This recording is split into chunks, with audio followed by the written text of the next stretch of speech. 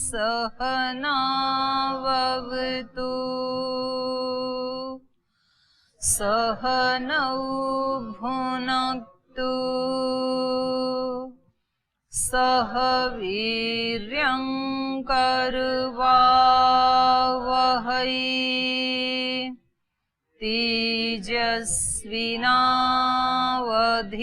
तेजस्विनावधीतमस्तु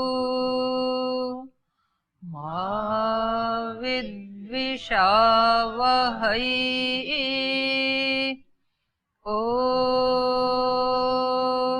शान्ति शान्ति शान्तिः।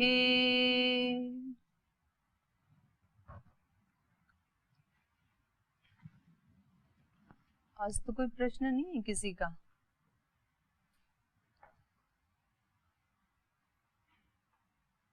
आगे चलूं?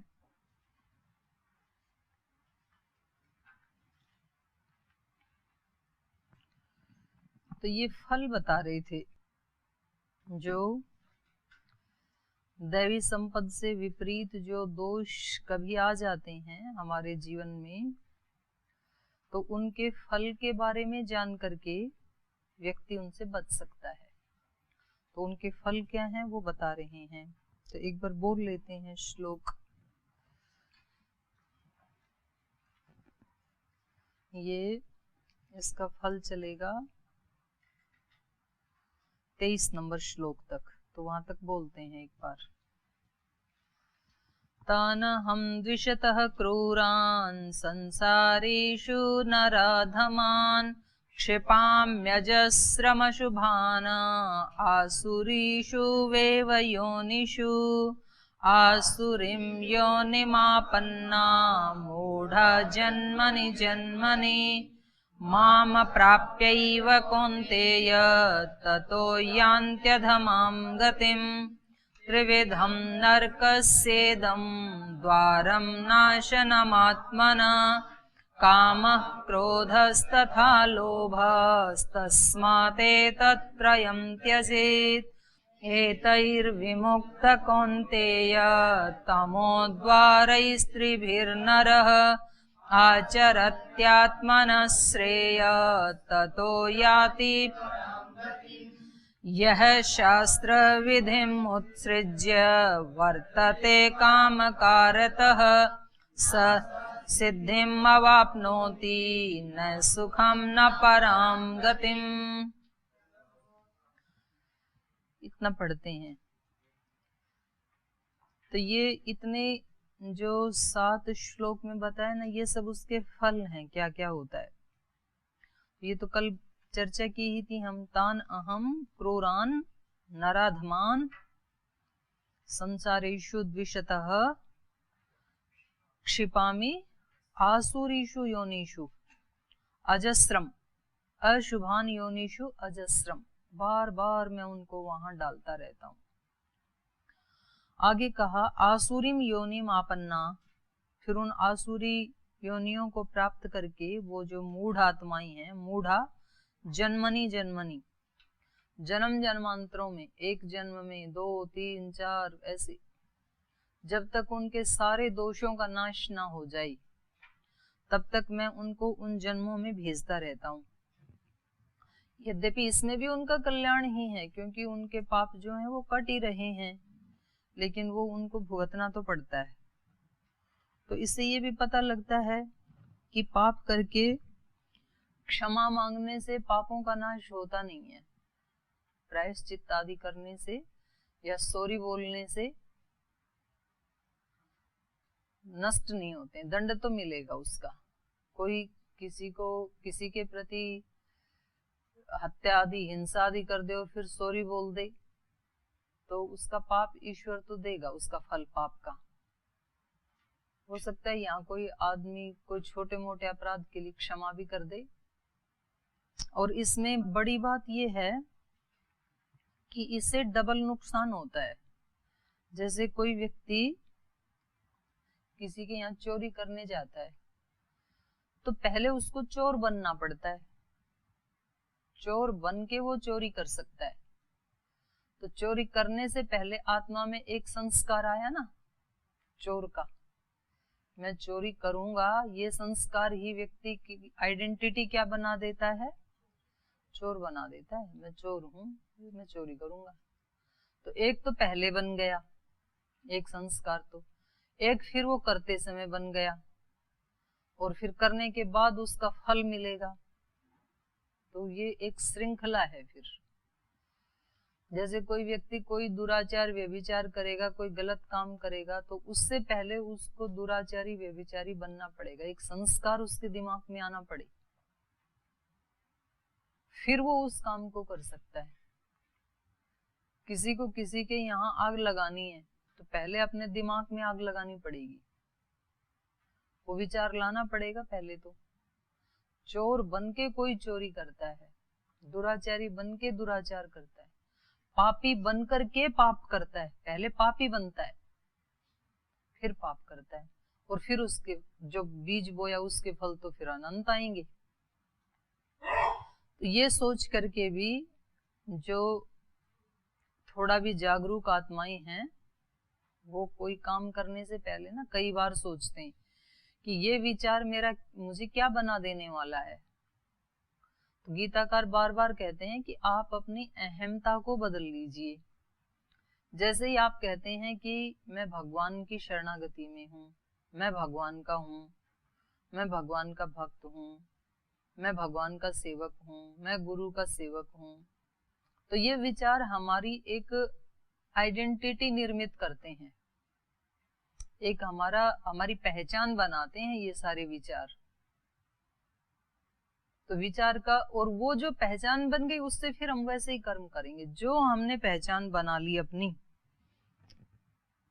जो भी हमने सोच लिया वो हमारी पहचान बन गई, और एक बार हमने निश्चित कर लिया ये हमारी पहचान है, तो फिर हमारे से ऑटोमेटिक वो ही कर्म होते हैं। जैसे कोई युवक युवती जब उनकी शादी हो गई तो वो एक विचार ही तो बनाते हैं कि अब मैं किसी का पति बन गया, अब मैं किसी की पत्नी बन गई, अब मैं किसी की माँ बन गई, अब मैं किसी का पिता बन गया। फिर उससे वैसे ही आचरण होते हैं, उससे उल्टा कर ही नहीं पाते। तो पहचान बनाना बहुत जरूरी है, और पहचान जितनी उच्च कोटि की होगी, जैसे मानो कोई किसी के घर में कोई किसी का पिता जो है अपने बच्चों को बहुत लाड प्यार से रखता है, तो बच्चों को लगता है अभी तो हमारे पिता है ना हमारे ऊपर, और बाई चांस वो पिता चले जाएं तो बच्चे की आइडेंटिटी बदल जाती है बेटे की।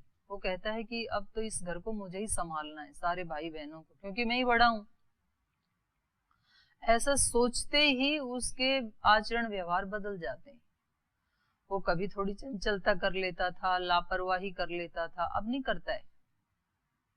तो ये परिवर्तन कैसे आया? व्यक्तित्व के परिवर्तन से अपने आप ही व्यवहार परिवर्तित हो जाते हैं। तो हम सुबह ही ये निश्चित करें कि मेरा व्यक्तित्व क्या है।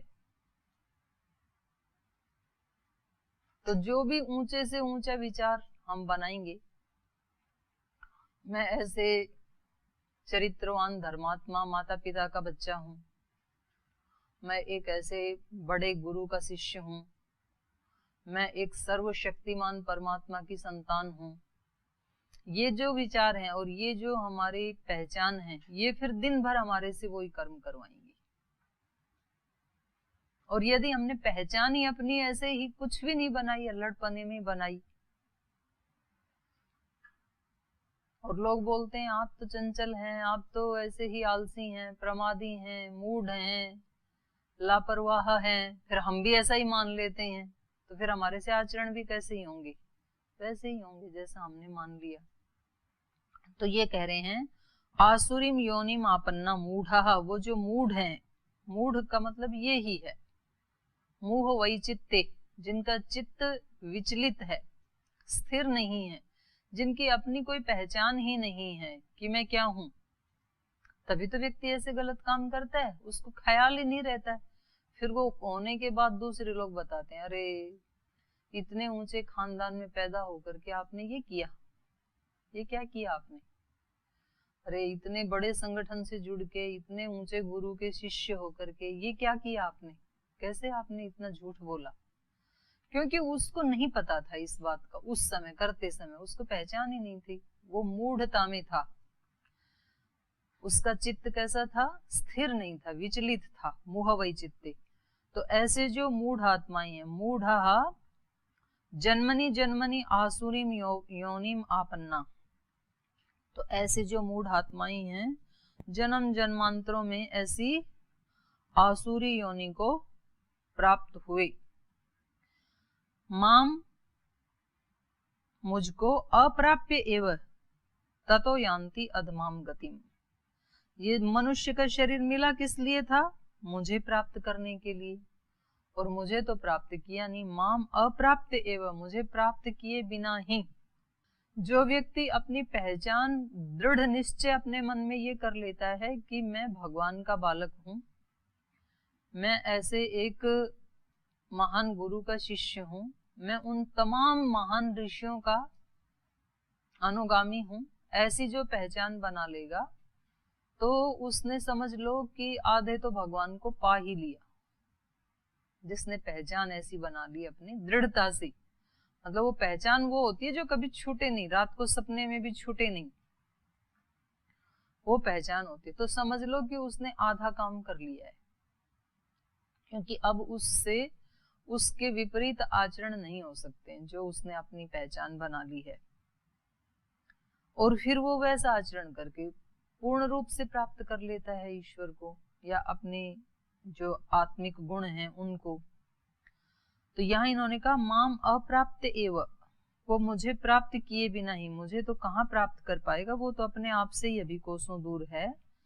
और ऐसे जो आत्माएं हैं ततो यान्ति अधमाम गतिम, ततः माने उस मनुष्य योनि से, क्योंकि पाप कर्म तो मनुष्य योनि में ही होते हैं। ये जितने भी कीट पतंग सांप बिच्छू आदि हैं अधो योनि वाले, इन्होंने वो पाप कर्म कब किए थे? कभी मनुष्य योनि में किए थे। बाकी योनियों के तो कर्माशय बनते ही नहीं है, कर्माशय मनुष्य योनि का ही बनता है। तो कभी ना कभी ऐसी भूल की उस आत्मा ने, तो फिर आप उनकी स्थिति देखना, कभी उनके पास बैठ के,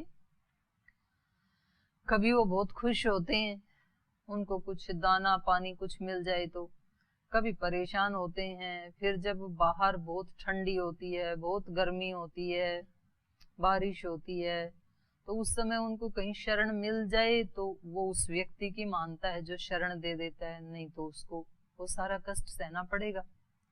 कौन उनके लिए रजाई ला के देगा कड़कती ठंड में? और जब लू चल रही होंगी तो कौन उनके लिए एसी कूलर पंखा लगाएगा? कोई नहीं लगाएगा। और उनको 2-3 दिन भी खाना ना मिले तो कौन उनके लिए स्पेशल रसोई बनाएगा कि आप 2 दिन से भूखे हैं, मैं आपके लिए खाना बनाता हूँ? कोई दे देता है तो उस आत्मा की करुणा है, वो नहीं दे तो उनको भूखा ही रहना पड़ेगा, और कभी कई दिन तक भी भूखा रहना पड़ सकता है। तो सोचो कितनी विवशता है। आप तो ठीक टाइम पे जाके खा लेते हैं, उनको ऐसे थोड़े ना ठीक टाइम पे मिलता है। और कभी मिलता भी है तो पहले वो घर के मालिक उनको धमकाते हैं, कोई एक उसको डंडा लेके उठा के मारता है, फिर कोई दूसरा करुणा करता है कि कोई बात नहीं मारो मत। बच्चा मारता है तो माँ उसको थोड़ा सा खाना दे देती है, तो वो कितना तिरस्कार पूर्वक मिलता है। वो ऐसे थोड़े ना कि भगवान जी की तरह भोग लगाते हैं उसको, या अपने गुरु आचार्यों की तरह उनको घर में बुला के जिमाते हैं, ऐसे थोड़ी होता है। तो वो सब भोगना पड़ेगा अगर इस मनुष्य जीवन में ये मनुष्य नहीं जागा तो, क्योंकि वो भी हमारी तरह कभी मनुष्य ही थे जो आज इतर योनियों में हैं और तरह तरह की यातनाएं जो सहन कर रहे हैं। कभी ना कभी वो सब आत्माएं मनुष्य ही थे, और मनुष्य जीवन में उन्होंने लापरवाही की, जो करना चाहिए था वो नहीं किया, प्रवृत्ति और निवृत्ति का उन्होंने ध्यान नहीं रखा, इसलिए उनकी हालत हुई। तो इससे ये पता लगा, इस श्लोक से भगवान कृष्ण अर्जुन को क्या बताना चाह रहे हैं? माम अप्राप्य एव, मनुष्य जीवन का लक्ष्य क्या है? भगवत प्राप्ति। इसीलिए तो कहा माम अप्राप्य एव, बिना प्राप्त किए ही, अर्थात उद्देश्य क्या था? मुझे प्राप्त करने का। तो मनुष्य मात्र का उद्देश्य क्या है? भगवत प्राप्ति। और मनुष्य मात्र उसका अधिकारी है। और मनुष्य मात्र उसके लिए योग्य है, योग्यता रखने वाला है। ऐसा नहीं है कि कुछ लोग ही भगवत प्राप्ति कर सकते हैं, सब भगवत प्राप्ति नहीं कर सकते हैं, ऐसा नहीं है। चाहे वो किसी भी प्रोफेशन में है, चाहे वो किसी भी स्थान पे रहते हैं, किसी भी वर्ण आश्रम धर्म में रहते हैं, चारों में से हर जगह व्यक्ति भगवत प्राप्ति कर सकता है। तो हमने तो ऐसी वो धारणाएं बना ली हैं कि भगवत प्राप्ति कहाँ होगी, कहीं गुरुकुल में होगी, कहीं आश्रम में जाने से होगी, कहीं ब्रह्मचारी सन्यासी बन, ऐसा नहीं है। कहीं भी रह करके व्यक्ति अपने वर्ण आश्रम धर्म का 100% श्रद्धा से और निष्ठा से, जैसे ध्यान है, उपासना है। अब लोग क्या सोचते हैं, ध्यान किनको करना चाहिए? ध्यान उनको करना चाहिए जो आश्रम में रहते हैं, सन्यासी ब्रह्मचारी, उनको ध्यान करना चाहिए। फिर यहाँ आकर के भी लोग ये सोच लेते हैं कि ध्यान उनको करना चाहिए जिनको भगवत प्राप्ति करनी है। हमें तो सेवा करनी है यहाँ आकर के भी, तो हमारे लिए ध्यान की जरूरत नहीं है। ध्यान हर मनुष्य मात्र को करना चाहिए। घर में बच्चों को भी ध्यान करना चाहिए, जवानों को भी करना चाहिए, महिलाओं को भी, पुरुषों को भी, बुजुर्गों को भी। और ध्यान का नियम ये है कि जिसकी जितनी उम्र है उसको उतनी देर ध्यान करना चाहिए। 5 वर्ष के बच्चे से लेकर के और जितना भी कोई जिए, तो 5 वर्ष के बच्चे को कितनी देर ध्यान करना चाहिए? 5 मिनट। और करवा सकते हैं माता पिता, यदि माता पिता आचरण करते हैं। माता पिता जैसे 25-30 साल के हैं, 30 साल के माता पिता यदि 30 मिनट ध्यान करते हैं, तो जब बच्चा कोख में आया तब से ही उसको ध्यान के संस्कार मिल गए, क्योंकि वो रोज करते हैं ना। और फिर पैदा होने के बाद भी रोज करते हैं, तो बच्चा तो वैसे ही बैठ जाएगा उनको बैठा हुआ देख करके, उनको सिखाना भी नहीं पड़ेगा और वो आराम से बैठेगा 5 मिनट। और ऐसे ही जो 10-15 साल के हैं, 20 साल के हैं, उनको 15 मिनट, 20 मिनट। और उसके बाद वो जो भी काम करेंगे उनको काम करने में खुशी मिलेगी, थकान नहीं होगी, कभी भी इरिटेट नहीं होंगे, बोर्डम नहीं होगी। नहीं तो थक जाते हैं, 2-4 घंटे पढ़ के थक जाते हैं, 2-4 घंटे काम करके लेबर थक जाते हैं, 2-4 घंटा काम करके ऑफिस में काम करने वाले थक जाते हैं। फिर माइग्रेन आता है, फिर डिप्रेशन आता है, फिर इरिटेशन आता है, तरह तरह के रोग पैदा हैं। इन सारे रोगों से छुटकारा पाया जा सकता है। सुबह सुबह आधा घंटा योग प्राणायाम कर लें मिनिमम, ज्यादा टाइम है तो ज्यादा कर सकते हैं।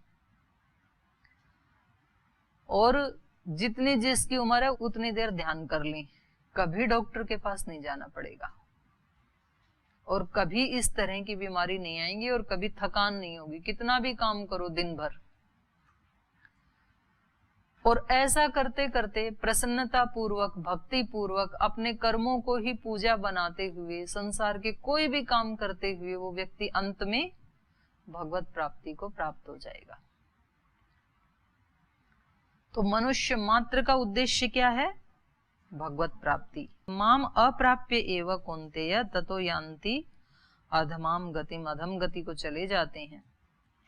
त्रिविधम नरकस्य इदम द्वारम, नरक के ये 3 दरवाजे हैं। नाशनम आत्मनः, अपने आप का नाश करने वाले, अपने आप को नष्ट करने वाले ये 3 दरवाजे हैं। काम, क्रोध तथा लोभ, तस्मात् एतत् त्रयम् त्यजेत्। काम, क्रोध और लोभ। और इनमें भी मूल क्या है, जड़ क्या है? काम, कामना। कामना इनकी जड़ है, सब दुखों की जड़ है, वो जननी है काम सबकी। काम में यदि पूर्ति हो जाएगी, सफल आपकी कामनाएं पूरी हो जाएंगी, जो चाहते हैं वैसा हो जाएंगे, तो लोभ बढ़ जाएगा। और कामना पूरी नहीं होगी तो क्रोध आएगा। फिर तो क्रोध और लोभ के भी मूल में कौन है? काम। तो इसलिए इन तीनों को छोड़ें। काम, क्रोध तथा लोभ, तस्मात् एतत् त्रयम् त्यजेत्। तो जब इन तीनों में से किसी एक से भी परिचय हो तो समझ लो नरक के दरवाजे पे पहुंच गए हैं। तो वहां से फिर उल्टा हो, आगे कदम मत बढ़ाओ। कभी कामनाएं आती हैं, कभी क्या, कामनाओं में तो 24 घंटे ही लिप्त रहते हैं। कोई भी काम करते हैं तो उसके पीछे हमारी कोई कामना होती है, ये करने से ये फल मिलना चाहिए। तो ऐसे कुछ भी ना सोचें कि बीज बो रहे हैं तो फसल होनी चाहिए कि नहीं होनी चाहिए, पढ़ाई कर रहे हैं तो परीक्षा में मार्क्स आने चाहिए कि नहीं आने चाहिए, ऐसे नहीं सोचें क्या? सोचें कि ना सोचें? सोचेंगे तो कामना बन जाएगी, तो क्या करेंगे? निष्काम होंगे तो नहीं सोचेंगे आप, सोचोगे तो कामना आ जाएगी, तो क्या करें अब? ऐसे तो कहा ही नहीं, सात्विक राजसिक कुछ नहीं कहा, इन्होंने कहा तस्मात् एतत् त्रयम् त्यजेत। ना सोचें तो काम नहीं होता है, सोचें तो ये नर्क के दरवाजे पे पहुंच गई। तो अब क्या करें? काम, क्रोध और लोभ हैं, जानपूर्वक काम, क्रोध, लोभ करें जानपूर्वक। तो हमें तो नहीं पता कैसे करें, आप बता दो जरा, ज्ञानपूर्वक काम, क्रोध, लोभ क्या होते हैं? देना इनको माइक। क्या आप तो बता रहे हो ज्ञानपूर्वक काम, क्रोध, लोभ? ना ना, मैं क्यों बताऊं, आप बताओ, आपको भी तो करना है। ऐसे थोड़ी ना अपना अपना सबको खुद करना पड़ेगा। तो हम कामनाएं करते हैं तो नरक के दरवाजे पे पहुंच, कोई भी बताए, वो नहीं बता रहे हैं तो हाँ बताओ, एक माइक दे दो इधर।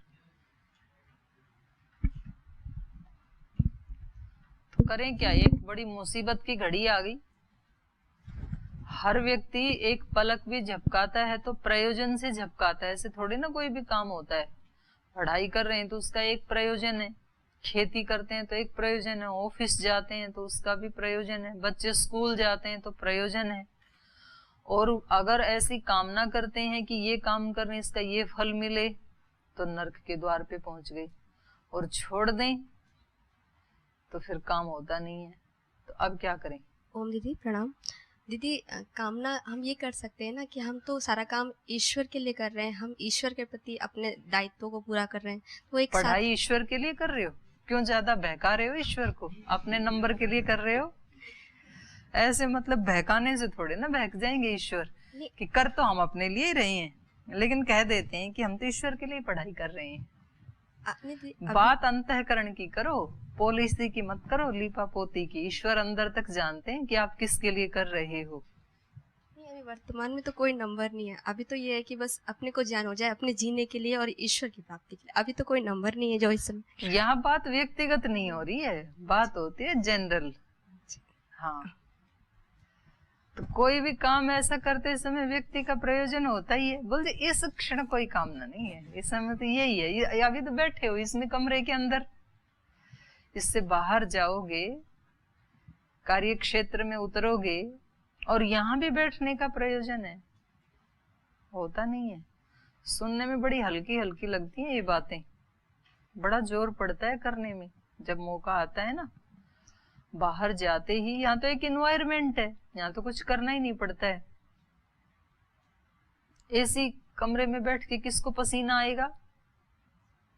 पसीने का पता तो तब लगेगा जब खेत में जाके लावणी काटेंगे, बाजरे की, ग्वार की, गेहूं की, तब पता लगता है धूप कैसी है, पसीना कैसा है। भूख का क्या पता, अभी जाके ऊपर खाना खा लेते हैं। भूख का पता तब लगता है जब भीख मांगने से भी खाना मिलता नहीं है और 3 दिन तक भूखे रहते हैं। तो ये आपके लिए होमवर्क छोड़ देती हूँ, थोड़ा सा दिमाग पे जोर डालना पड़ेगा ना कि इनको छोड़ें कैसे। ये तो पता तो लग गया, काम, क्रोध और लोभ ये नरक के द्वार हैं, इनसे छुटकारा पीछा कैसे छुड़ाएं, कैसे? और अपने जीवन में प्रैक्टिकल देखना है इसको। माने शब्दों में तो ये बता ही रहे हैं, इससे अच्छा कोई क्या बताएगा। ये हमें व्यक्तिगत देखना है कि हम कैसे इसको छोड़ें, कामना को कैसे छोड़ें। ऐसा कौन सा तरीका हो सकता है कि सारे संसार के सब कार्य हो जाएं और कामना भी ना हो, और वो संसार के कार्यों में पहले अपने देखने हैं, दूसरों को उपदेश नहीं देना कि ऐसे करें तो हो जाएगा। अपने वाले देखने हैं कि मैं जो पढ़ाई कर रहा हूँ, मैं व्यायाम कर रहा हूँ, प्राणायाम कर रहा हूँ, या जीवन का कोई भी लक्ष्य है, कोई भी व्यक्ति पढ़ाई लिखाई, ऑफिस का काम, मेहनत मजदूरी कुछ भी कर रहा है, तो कामना तो होती ही है कोई ना कोई उसका फल मिले, ये तो होता ही है। तो इस पे गंभीरता से विचार करना। मैं आगे चल रही हूँ। एतैर्विमुक्तः कौन्तेय तमोद्वारैः त्रिभिः नर आचरति आत्मनः श्रेयः ततो याति पराम गतिम। एतैः विमुक्तः, और इनसे जो मुक्त हो गया, इनसे जो छूट गया, हे कौन्तेय, तमोद्वारैः, ये अंधकार से जिसका उद्धार हो गया है, तमोद्वारैः, तम से उद्धार करने वाले का, त्रिभिः, इन तीनों से, इन तीनों द्वारों से जो अंधकार की ओर ले जाते हैं, इन साधनों से जो मनुष्य विमुक्तः छूट गया है, और आत्मनः श्रेयः आचरति, और वो अपने आप का कल्याण, आत्मने माने अपने आप का, श्रेयः कल्याण चाहता हुआ, आचरति आचरण करता है, ततः तो फिर पराम गतिम याति, तो फिर वो श्रेष्ठ गति को प्राप्त कर जाता है। तो ये ऑप्शन भी केवल मनुष्य योनि में ही है, वहां तो चेंज भी नहीं कर सकते। किसी मनुष्य से इतर प्राणी के पास ये ऑप्शन नहीं है कि आज से मुझे समझ आ गई है और आज से मैं अच्छा काम करना शुरू कर दूं, क्योंकि उनकी योनि में तो उनको समझ आ भी जाए और वो काम शुरू कर भी दें तो भी उनका कोई कर्माशय नहीं बनता है। किसी गाय को ये समझ भी आ जाए कि मेरे को जीवन भर इन सब मनुष्यों को दूध पिलाना है, घी मक्खन दही सब सेवा करनी है इनकी, वो करती भी है बेचारी, तो भी उसका कोई पुण्य नहीं जुड़ेगा, क्योंकि वो भोग योनि है, वो कर्म योनि नहीं है। कोई वृक्ष कितना भी सोचे कि मैं जीवन भर सर्दी गर्मी आंधी तूफान बारिश सब सहन करूंगा और इन मनुष्यों को मैं छांव दूंगा, लकड़ी दूंगा, फल दूंगा, ऑक्सीजन दूंगा, जीवन भर सेवा करूंगा मानवता की, करता भी है, लेकिन कोई पुण्य नहीं जुड़ता है उसका, क्योंकि वो भोग योनि है। तो ये वाला विकल्प भी केवल मात्र मनुष्य को है कि जब उसकी समझ में आ जाए। गीता पढ़ करके बहुत लोगों के जीवन बदल गए ना, और आप सबके भी बदल रहे हैं और ज्यादा बदलने वाले हैं, इसीलिए पढ़ रहे हैं आप सब, हम सब, कि ये जान करके और ये परिवर्तन करने की, चेंज करने की ये अपॉर्चुनिटी भी केवल मनुष्य को ही मिली है और किसी को नहीं मिली है। तो ये कह रहे हैं एतै विमुक्तः, इनसे मुक्त हो सकता है आदमी, काम क्रोध और लोभ से, तीनों से। तीनों नरक के द्वार जब पता लगा तो आदमी हटेगा ना। आदमी को पता लगा कि इस खड्डे में कूदते ही बिजली का करंट है, वहां कूदा और मरा, तो व्यक्ति खड्डे के पास जाके क्या करेगा? क्या करेगा? छलांग मारेगा? तुरंत नहीं बोले हैं, वापस लौटेगा, वो करंट है। तो उसको पता लगा कि नीचे तो सब 10-20 काले नाग बैठे हैं, तो छलांग मारेगा? तुरंत वापस आएगा, उसके दोबारा जाएगा देखने के लिए, 10 फीट दूर से देखेगा कहीं कैमरे से कि क्या पता पास जाऊं और वो ऊपर ही आ गया हो, पैर को फुकाड़ मार दे। फिर उसके नजदीक भी नहीं जाता है। वहां समझ में आता है कि वहां खतरा है, वहां इलेक्ट्रिक करंट है, वहां आग लगी है, वहां हिंसक प्राणी है, कोई शेर है, सांप है, बिच्छू से भरा हुआ है, समझ में आता है तुरंत। यहाँ समझ में नहीं आता है। पुस्तक में तो पढ़ते हैं, रोज रोज वही गलतियां हम करते हैं, क्योंकि समझ में ही नहीं आता है। समझ में उल्टा आ रखा है। समझ में ये आ रखा है कि गुस्सा करने से तुरंत काम ठीक होते हैं, और प्यार प्यार से बताए तो काम होते ही नहीं है। तो समझ में क्या रखा है? काम जरूरी है, काम होना चाहिए, चाहे वो कैसे भी हो, काम नहीं बिगड़ना चाहिए। मेरा अंतःकरण बिगड़े तो भले बिगड़े, उससे कोई दिक्कत नहीं है। ये हमें समझ में आ रखा है।